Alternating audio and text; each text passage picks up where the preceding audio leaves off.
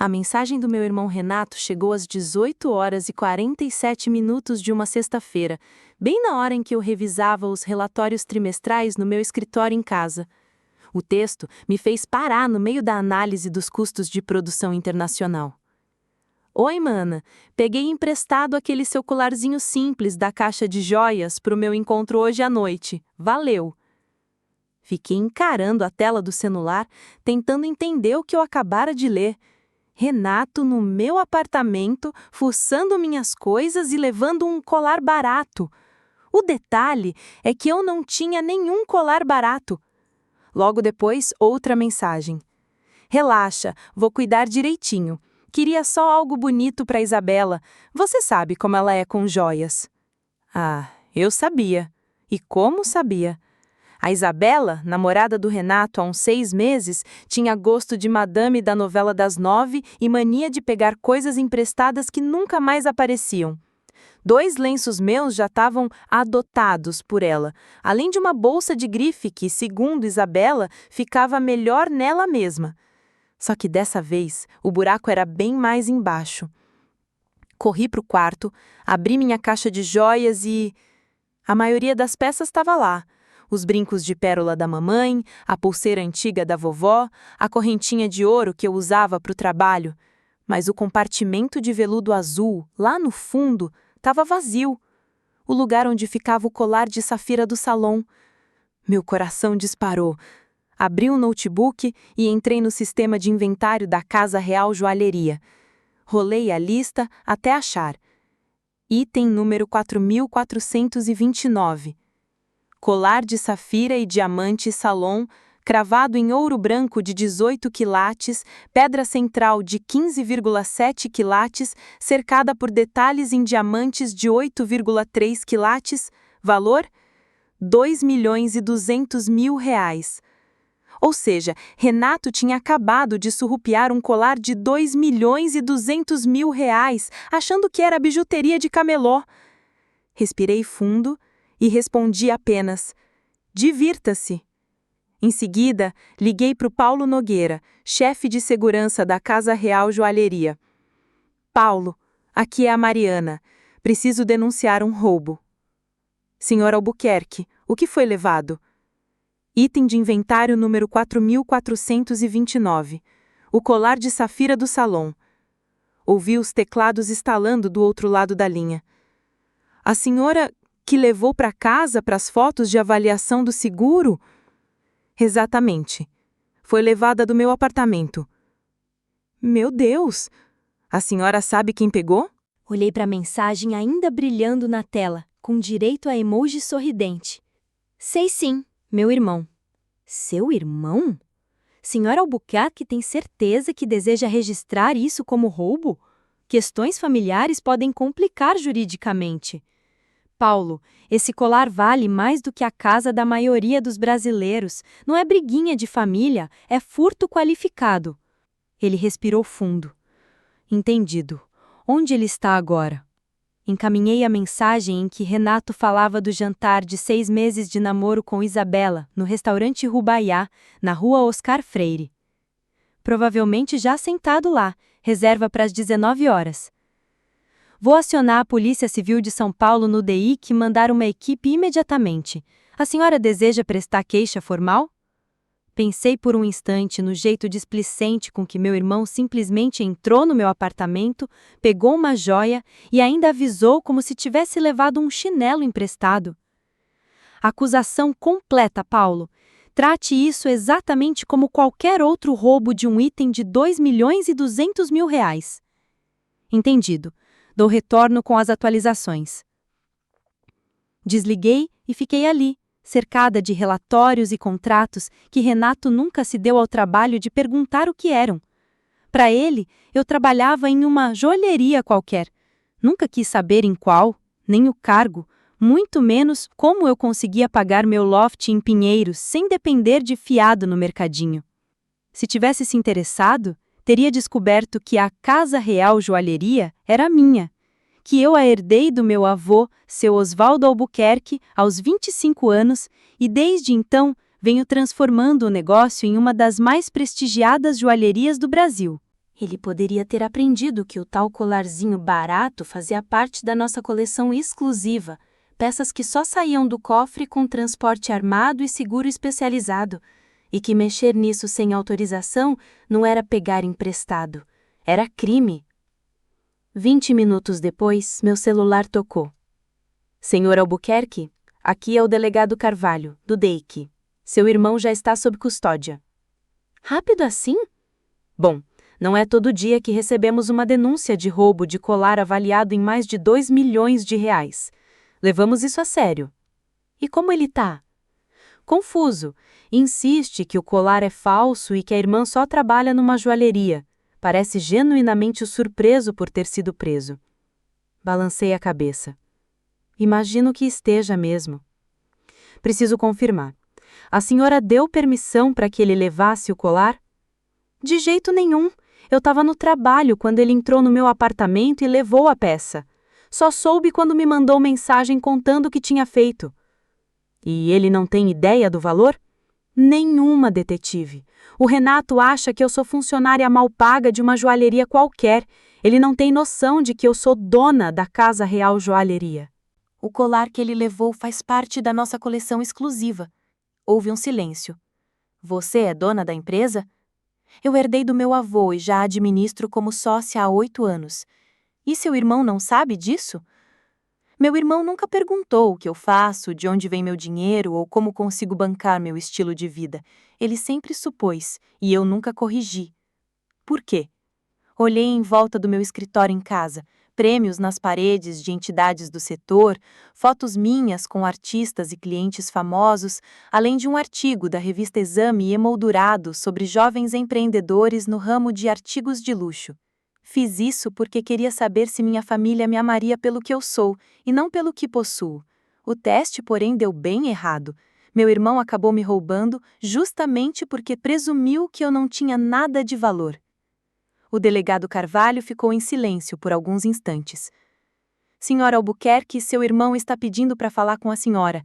Ele está bastante abalado. Imagino que sim. A senhora pode vir até a delegacia? Olhei para o relógio, já passava das 9 da noite.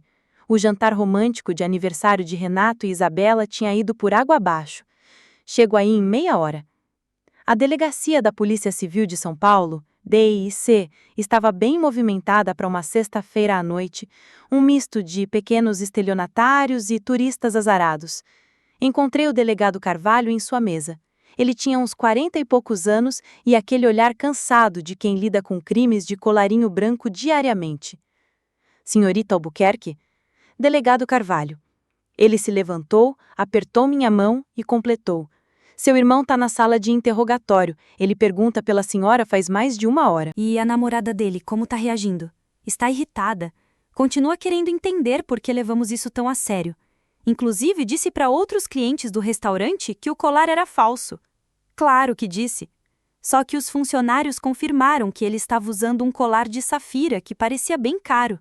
Para piorar, vários clientes fotografaram o momento da prisão. Já era.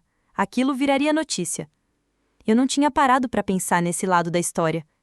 E convenhamos, o roubo de um colar avaliado em mais de 2 milhões de reais em um restaurante sofisticado era exatamente o tipo de matéria que os jornais adoravam. O delegado me conduziu até uma pequena sala. Renato estava sentado à frente de uma mesa de metal, ainda com a camisa social e a gravata do jantar interrompido. As mãos algemadas na mesa o faziam parecer um garoto pego roubando bala em padaria. Mariana, ele ergueu os olhos assim que entrei. Graças a Deus. Você pode, por favor, dizer a eles que isso tudo é um mal-entendido? Sentei-me de frente para ele. Que tipo de mal-entendido, Renato? O colar. Estão dizendo que vale 2 milhões de reais, o que é loucura. É só bijuteria que você guarda no seu quarto. E por que você achou que fosse bijuteria? Porque você trabalha numa joalheria, Mari. Você não ganha muito, né? Achei que fosse apenas uma réplica que você pegou do serviço. Renato, em qual joalheria eu trabalho? Ele arregalou os olhos, meio perdido. Sei lá, algum lugarzinho no centro? Você nunca fala sobre isso. Você já perguntou? Perguntar o quê? Onde eu trabalho? O que eu faço? Como consigo pagar um loft de R$ 2.000 por mês em Pinheiros com salário de balconista? Renato piscou, confuso. Imaginei que você dividisse com colegas de quarto. Eu não tenho colegas de quarto. Então como você banca isso tudo? Peguei meu celular e abri o site da Casa Real Joalheria. A página inicial mostrava minha foto ao lado do logotipo da empresa, com os dizeres Mariana Albuquerque, CEO e diretora de criação. Renato ficou boquiaberto. Essa é você? Sim, essa sou eu. Você é a CEO? Eu sou a dona, Renato. O vô Osvaldo me deixou a empresa quando faleceu, há 8 anos. O rosto de Renato empalideceu. A joalheria do vô Osvaldo? Não é uma lojinha qualquer, Renato. É uma joalheria de luxo. Nós criamos peças exclusivas para celebridades, colecionadores milionários e boutiques renomadas. Esse colar que você resolveu emprestar foi feito sob medida para um cliente especial que ainda está decidindo se vai comprar. R$ 2 milhões? R$ 2.200.000, para ser exata. Renato colocou as mãos na cabeça. Meu Deus, Mariana, eu não fazia ideia! Pois é, você pensou que eu fosse só, sei lá, alguém que leva uma vida simples demais. Você me vê de carro velho, usando roupa básica, sem ostentar. Exatamente, você nunca pareceu rica. Mas eu sou, Renato. Só não vejo necessidade de esfregar isso na cara dos outros. Foi nesse momento que o delegado Carvalho bateu na porta e entrou na sala. Senhorita Albuquerque, precisamos conversar sobre as acusações contra seu irmão. Quais são as opções, considerando o valor do item? Isso é furto qualificado. Ele pode pegar até 3 anos de prisão. Renato levantou a cabeça na hora, como se tivesse levado um tapa invisível. 3 anos por pegar, emprestado, um colar de R$ 2 milhões? O delegado Carvalho corrigiu, com aquele tom burocrático que parece até automático. Os tribunais não estão nem aí para laços de família ou boas intenções. O que importa é o valor do que foi levado. Mas eu ia devolver, murmurou Renato. Quando? Perguntei. Depois do encontro, amanhã cedo. Renato, você levou um colar de R$ 2 milhões para um restaurante lotado em Pinheiros só para impressionar sua namorada? E se tivesse perdido? E se alguém tivesse te assaltado? Ou pior, e se a Isabela tivesse achado bonito e resolvido ficar com ele? O rosto dele foi murchando como pneu furado quando a ficha começou a cair. Senhorita Albuquerque, continuou o delegado Carvalho, como vítima, a senhora pode pedir a retirada das acusações, mas pelo valor e pelas circunstâncias, o promotor pode decidir seguir com o processo de qualquer jeito. Olhei para o meu irmão, sentado naquela sala de interrogatório da Polícia Civil de São Paulo, DEIC, ainda de terno de encontro como se fosse uma caricatura, e percebi a encrenca gigante que ele tinha arrumado. Preciso pensar, murmurei. Mariana, por favor, implorou Renato, quase se jogando da cadeira. Me desculpa, não fazia ideia. Renato, em 8 anos, você nunca me perguntou nada sobre meu trabalho, minhas finanças ou minha vida. Só fez suposições. Eu sei, eu estava errado. Você invadiu meu apartamento. Eu tenho a chave. Chave para emergência, não para furtar joias. Ele tentou justificar. Achei que fossem só bijuterias. Ou seja, você achou normal pegar minhas coisas sem pedir porque presumiu que não tinham valor nenhum. O que isso diz sobre o quanto você me respeita, Renato? Ele ficou em silêncio, perdido. O delegado saiu discretamente, deixando a gente a sós. Pela primeira vez em anos, meu irmão realmente me olhava de frente. O que você acha que eu faço o dia inteiro? Perguntei. Pensei que ficasse atrás de um balcão vendendo joias para a madame escolher, respondeu sem graça. Revirei os olhos. Renato, eu administro a Casa Real Joalheria com 47 funcionários. Crio peças exclusivas para artistas e empresários de ponta. Cuido de fornecedores em 12 países. Supervisiono produção, showroom e ainda 3 parcerias de varejo. Eu não sabia, porque você nunca contou. Não, porque você nunca se interessou. Sua vida sempre foi só você, sua namorada, seu trabalho e seus jantares caríssimos. Fiz questão de cutucar. Aquele colar que você roubou representa 6 meses de trabalho, do design ao artesanato. Não é só joia, é arte.